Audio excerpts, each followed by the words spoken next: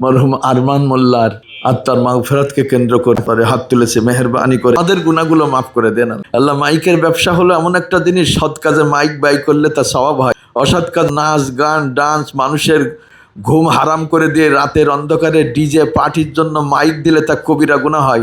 জানি না কোনটার জন্য দোয়া করবো আল্লাহ।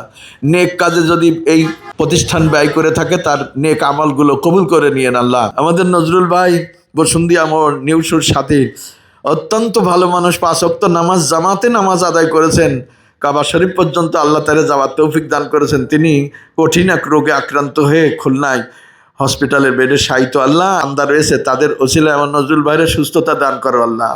আল্লাহ এই মাইক সেক্টরকে আল্লাহ সৎ কাজের জন্য ব্যয় করার তৌফিক দান করো আল্লাহ।